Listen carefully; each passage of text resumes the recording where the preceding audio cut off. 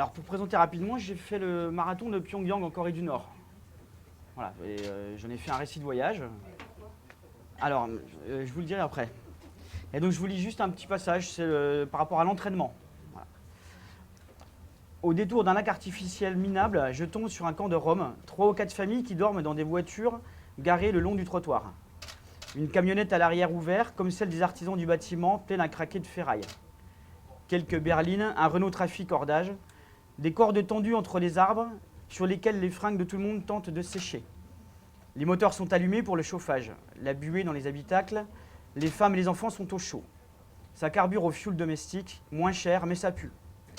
Les hommes sont assis sur des chaises en plastique et discutent. J'ai le sentiment de traverser leur salon, c'est gênant. Eux ne me voient pas, m'ignorent au point que je me demande si j'existe. La croisée de deux mondes, eux qui n'ont rien et moi qui ai un loisir. Ils doivent se dire que ce que je fais est profondément débile et que la société l'est tout autant. Ou pas. Je sais juste que si quelqu'un traversait mon salon en basket crade et en courant, ça me rendrait dingue. Et s'il m'attrapait, il pourrait me découper en rondelles et enterrer mes restes dans ce bois artificiel, personne n'en saurait jamais rien. Pire, qu'est-ce qui me prouve qu'il ne se place pas là exprès pour attraper des sportifs en excellente santé, afin d'alimenter un trafic international d'organes? Je vois déjà l'article dans la presse locale. Assassiné par des gitans alors qu'il préparait le marathon de Pyongyang, son foie a été vendu $1 million à un yakuza en attente d'une greffe.